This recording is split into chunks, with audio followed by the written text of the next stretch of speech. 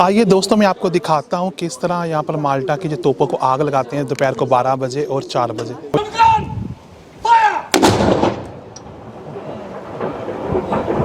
Hello friends, एक नई सुबह और एक नया दिन। जी हाँ, आज मैं आपको लेकर जा रहा हूँ माल्टा की जो कैपिटल है वलीता में। वलीता में कौन कौन सी ऐसी हिस्टोरिकल साइट्स है, म्यूजियम है, चर्च है, पार्लियामेंट हाउस है, डिफरेंट स्ट्रीट है। वहाँ जाकर हम वलीता की एक एक चीज़ को देखेंगे।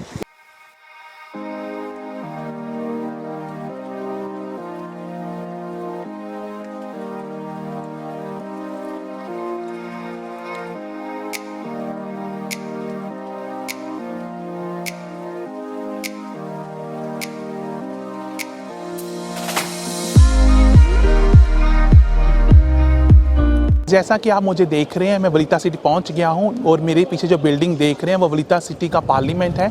और ये वलीता सिटी में की सबसे खूबसूरती बात ये है कि यूरोपियन आइलैंड की ये सबसे स्मॉलेस्ट कैपिटल है। आपको पता है कि जो वलीता सिटी है, जो फाउंडेशन हुई थी 1566 में, इस सिटी का नाम पड़ा था जीन प्रेस्टेड दी वलीता, और क्योंकि उसने इस सिटी को जीता था ओटोमन एम्पायर से अपनी ब्रेवरी के लिए, इसलिए यहाँ पर माल्टा में उस कैपिटल का नाम उसके नाम के बाद पड़ा है और इस कैपिटल का नाम है वलीता। वलीता की खूबसूरती ये है कि यहाँ पर दो हार्बर है, वन इज ग्रैंड हार्बर है, another one is Marsamxett harbour है। और यहाँ से सी का व्यू बड़े ही आराम से दिखता है। और यहाँ की जो पॉपुलेशन है वो सिर्फ 6000 लोगों की है। Yes, the population in this city is only 6000 people lives here. Mainly Valletta में जो लोग काम करते हैं वो फाइनेंस के हैं, जहाँ कोर्ट ज्यूरी के हैं, जहाँ कोई पार्लियामेंट में काम करता है। ड्यूरिंग सेकेंड वार जो वलीता है यहाँ पर बहुत डैमेज हो गया था, इसलिए वलीता को यहाँ पर ओपन एयर म्यूजियम भी कहा जाता है। आफ्टर सेकेंड वार के बाद 1980 में इसको वर्ल्ड हेरिटेज साइट के नाम से भी मशहूर किया गया है। तो यहाँ पर बहुत सारी माल्टास की मेमोरीज हैं, किस तरह यहाँ पर हिस्ट्री डेवलप हुई। चलिए देखते हैं माल्टा की सिटी वलीता का कल्चर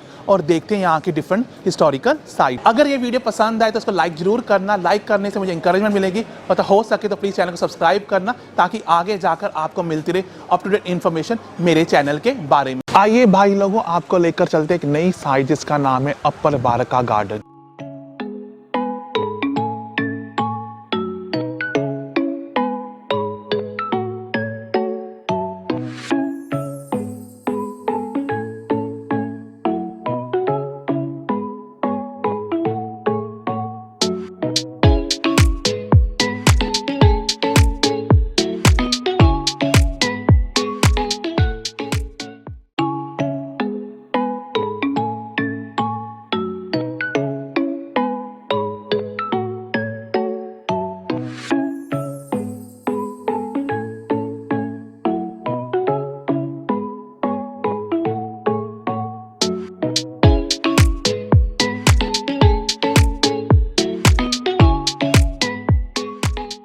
हेलो फ्रेंड, जैसा कि आप मुझे देख रहे हैं, इस टाइम मैं वलीता की एक साइड अपर ब्राका गार्डन में खड़ा हूं। अपर ब्राका गार्डन वो गार्डन है जिसको यहाँ पब्लिक यूज़ करती है एक गार्डन के तौर पर। और ये गार्डन को सुबह पब्लिक यूज़ भी करती है एक लिफ्ट लेने के लिए, क्योंकि उनको सुबह काम पकड़ना होता है। मैं आपको दिखाता हूँ, वो लिफ्ट उनको अटैच करती है दूसरी साइड ऑफ सिटी वलीता के लिए। अपर ब्राका गार्डन है, यहाँ से ग्रैंड हार्बर का व्यू बहुत अच्छा दिखता है। जो अपर ब्राका गार्डन है वो सबसे ऊंची ऊंचाई पर वलीता में है। जो अपर ब्राका गार्डन है इसका आर्किटेक्ट डिज़ाइन किया इटालियन ने, और उसने डिजाइन किया था 1661 में। ऊपर ब्रेका गार्डन के दो रूफ हैं। जो ऊपर रूफ है उसको यूज किया जाता है एज ए गार्डन के लिए, जो लोअर फ्लोर है उसको यूज किया जाता है सलूटिंग बैटरी के लिए। वहां पर तोपों से सलामी दी जाती है। अगर आप वलीता आ रहे हो तो मैं सजेस्ट करूंगा कि आप अपर ब्रेका गार्डन जरूर आए। और जो सलूटिंग बैटरी होती है वो होती है दोपहर को 12 बजे और शाम को 4 बजे। तो प्लीज़ गाइस, जब भी आप प्लान करें अपर ब्राका गार्डन का, कोशिश करें या तो दोपहर 12 बजे के पास हैं या शाम को 4 बजे। आप अपनी आंखों से देखोगे ये लोग तोपों से सलामी देते हैं इस सिटी को। आइए दोस्तों, मैं आपको दिखाता हूँ किस तरह यहाँ पर माल्टा की जो तोपों को आग लगाते हैं दोपहर को 12 बजे और 4 बजे। और ये सारा पैसा आता है चैरिटी से या बैंक ऑफ माल्टा इसको देता है इसको चलाने के लिए, और सलामी देते हैं उन लोगों के लिए जिन्होंने इस देश के लिए जान दी है। Called the Saluting Battery. It's located on the St Peter and St Paul bastion, which forms part of the historic Valletta fortifications built in 1566.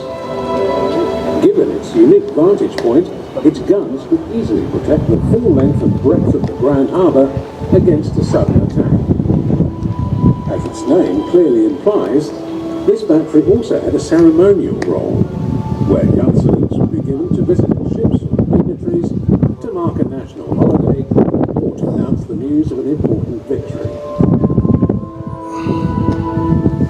place remained in constant military use until 1956, when its saluting guns were silenced forever. After that time, its history gradually faded away, till 2004, when the battery was restored back to its former glory by Fondazione Worth Artner, the Malta Heritage Trust, with the assistance of the Malta Tourism Authority and the Bank of Valletta. Since then, its guns have unfailingly. Number gun! Fire!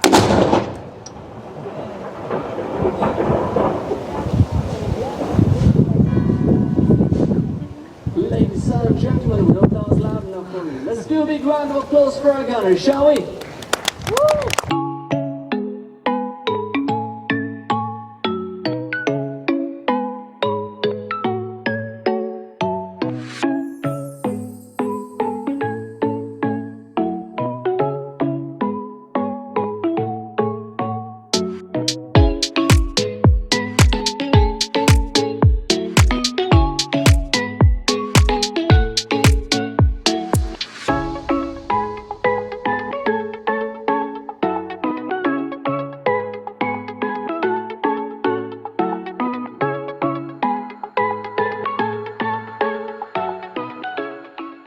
भाई लोगों, ये lift है जो कि आप देख सकते हैं, बहुत बड़ी लिफ्ट है जिसको ग्राउंड फ्लोर पर इनको लेकर जाती है और यहाँ से लोग पैदल चलते हैं और वहाँ से वो शिप लेते हैं और शिप लेकर वो दूसरे शहरों में काम करने के लिए 3 सिटीज़ में जाते हैं और इसकी कॉस्ट लिफ्ट की €1।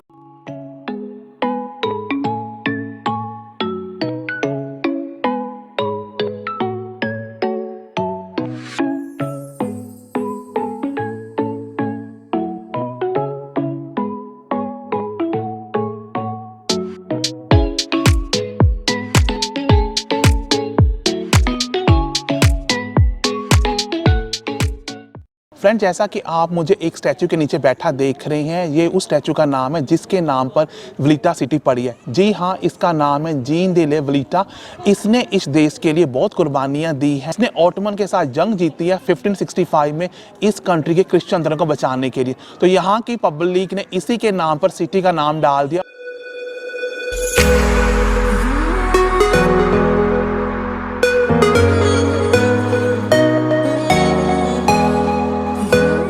भाई, ये लोग रॉयल ओपेरा हाउस है। ये रॉयल ओपेरा हाउस वो है जिसको मुझे डैमेज कर दिया गया था वर्ल्ड वार 2 में। अब इन्होंने यहाँ पर ओपन एयर थिएटर बना दिया है। इसके लिए बोला गया था कॉस्ट लगनी है 18 मिलियन, पर उसके बाद इन्होंने पैसा इन्वेस्ट नहीं किया। आज की डेट में इसको ओपन थिएटर बना गया है। ब्रिटिश जमाने में यहाँ पर बहुत सारे आर्ट्स की एक्टिविटी हुआ करती थी।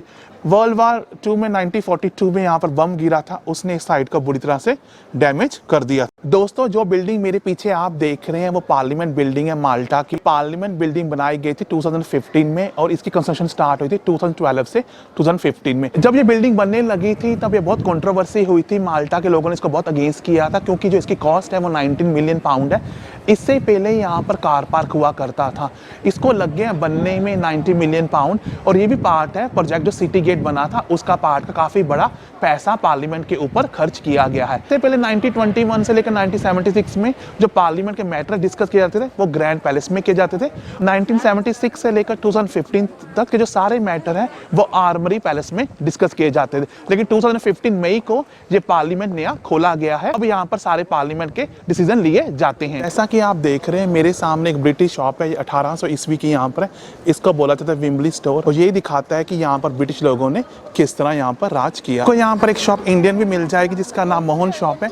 ये सेवेनियर बेचते हैं और इनकी शॉप बिल्कुल पार्लियामेंट के सामने ही। आपको माल्टा में इंग्लिश लेटर बॉक्स से मिल जाएंगे। ये बिल्कुल लेटर बॉक्स वैसे ही हैं जैसे कि आपको लंदन में मिलते हैं। तो ये लेटर बॉक्स बिल्कुल इंग्लैंड की तरह है और तब से हैं जब से इंग्लिश लोगों ने यहाँ पर राज किया था। आइए भाई लोग, आपको एक और गार्डन में लेकर चलते हैं जिसका नाम है हास्टिंग गार्डन। ये बहुत ही अच्छा गार्डन है। आइए इस गार्डन को अंदर से देखते हैं। हास्टिंग गार्डन के बिल्कुल सामने पार्लियामेंट है। जैसे आप सिटी गेट में एंटर होगे आपके सामने पार्लियामेंट आएगा और इसके बिल्कुल इधर आ जाओगे तो आपको हास्टिंग गार्डन मिल जाएगा।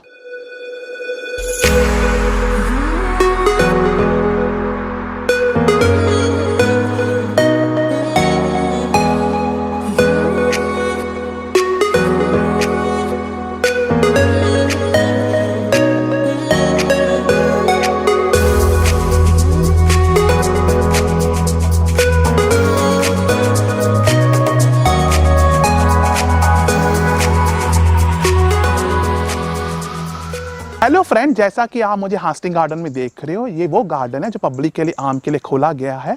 और इस गार्डन की खासियत ये है, फ्रांसिस हास्टिंग के नाम पर बनाया गया, जिन्होंने इस कंट्री के लिए बहुत कुछ किया था।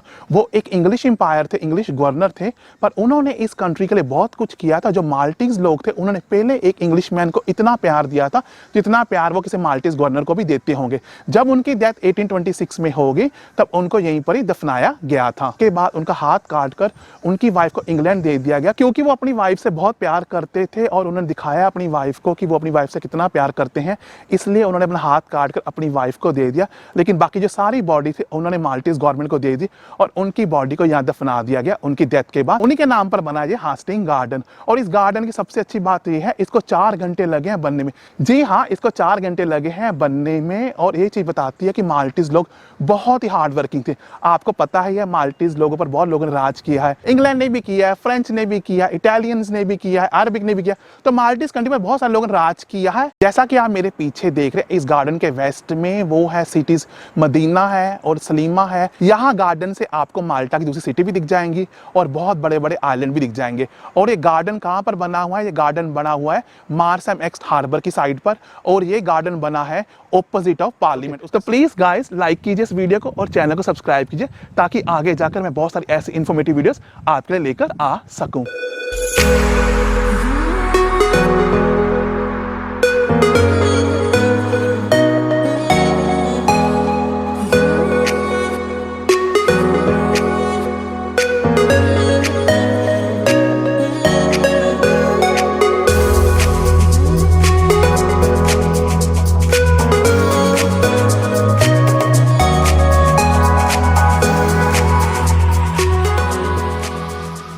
आपको एक चीज़ और बताना चाहूँगा, जैसे ये आप वुडन का पीस देख रहे हैं, इसको माल्टीज लोग वर्ल्ड वार 2 के बाद खाते थे, क्योंकि जब यहाँ पर वर्ल्ड वार 2 हो गई थी, यहाँ पर खाने की कमी हो गई थी। इनका मानना है कि इसमें बहुत मिनरल्स और विटामिन होते हैं, तो ये काफ़ी लोग खाते थे वर्ल्ड वार 2 होने के बाद। लेकिन आज की डेट में इसको नहीं खाते हैं, पर आज की डेट में ये फिर भी यहीं पर उगता है और इसको बोलते हैं वुडन पीस इन माल्टा। हास्टिंग गार्डन की बैक साइड पर आपको माल्टीज एम्बेसी मिल जाएगी। अगर आपको कोई माल्टीज एम्बेसी से काम करना है वलीता में, तो आपको हास्टिंग गार्डन के पास आना पड़ेगा।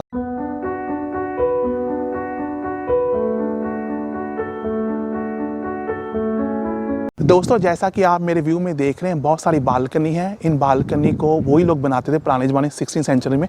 जो लोग बहुत अमीर होते थे वो बाहर आकर खड़े होते थे और शो ऑफ करते थे, क्योंकि ये माल्टा है वो आइलैंड पर बना हुआ है और यहाँ पर वुडन बिल्कुल नहीं है। तो ये लोग शो ऑफ करने के लिए बालकनी बनाते थे और इनकी जो विड्थ थी तब बहुत कम होती थी। आज की डेट में आपको हर माल्टीज के घर के बाहर वुडन की ये बालकनी मिल जाएगी। आज की डेट में अलाउड है, ग्रीन कलर, ब्लू कलर में भी हो सकती है या रेड में भी, पर मोस्टली जो माल्टीज लोग हैं इसको ग्रीन कलर में ही रखते हैं। समय के साथ इसकी विड्थ बढ़ गई है, पहले ये बहुत छोटी विड्थ में होती थी, पर आज हर माल्टीज लोगों के पास ये बालकनी है। क्योंकि जब गर्मी पड़ती है तो यहाँ पर बहुत गर्मी होती है, तो ये लोग क्या करते हैं, अपनी बालकनी में आते हैं, समर में ठंडी हवा लेते हैं और गर्मी से बचने की कोशिश करते हैं। और यहाँ की जो सारी गलियां हैं वो समुंदर से बिल्कुल स्ट्रेट बनाई गई हैं, ताकि हवा चारों तरफ जा सके और लोगों को गर्मी ना लग सके। वलीता की एक और खूबसूरती है, यहाँ पर जगह जगह चर्च है और यहाँ पर चर्च कम से कम 50 चर्च पाए जाते हैं। आपको हर गली के बाहर एक चर्च मिलेगा। ये दिखलाता है कि ये लोग रोमन कैथोलिक थे। आइए चलते हैं वलीता की एक नई साइट को देखने के लिए।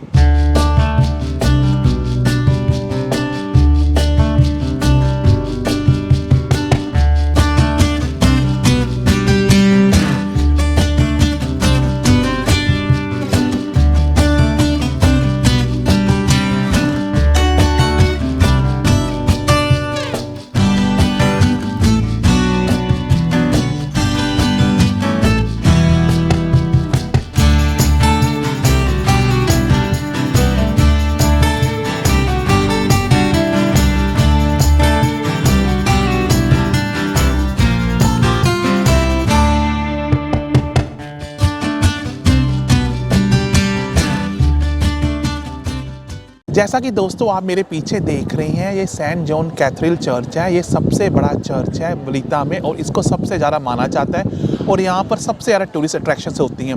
इसके अंदर रिकॉर्डिंग अलाउड नहीं है, ना बोल सकते हैं, तो इसलिए मैं आपको बाहर से व्यू दे रहा हूँ। जो ये चर्च है ये स्टार्ट हुआ था बनना 1572 में और ये बनकर कंप्लीट हुआ था 1577 में। जी हाँ, ये पब्लिक के लिए 15th सेंचुरी में खुल गया था और इसको बनाया था सेंट जॉन ने अपने ज़माने के टाइम में। इसका जो आर्किटेक्टर है वो बोरोको आर्किटेक्टर, बिल्कुल इटालियन आर्किटेक्टर है और जो इसकी लेंथ है वो 65 मीटर है और जो इसकी विड्थ है वो 40 मीटर है। और ये चर्च बहुत पॉपुलर है। अंदर से मैंने देखा, इतना प्यारा चर्च है, इतना प्यारा डेकोरेट किया हुआ है, इतना पीस है। अगर आप यहाँ पर आ रहे हैं तो प्लीज़ चर्च को ज़रूर देखना।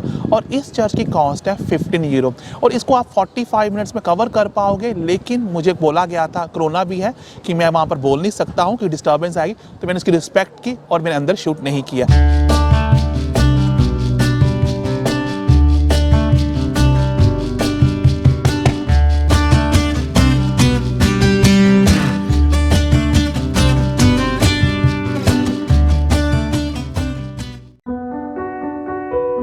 हेलो फ्रेंड्स, अब मैं आपको लेकर जा रहा हूँ माल्टा का वो सबसे पुराना आर्मी प्लेस, जहाँ पर सारे वेपन्स और इक्विपमेंट मिलिट्री के स्टोर किए गए हैं।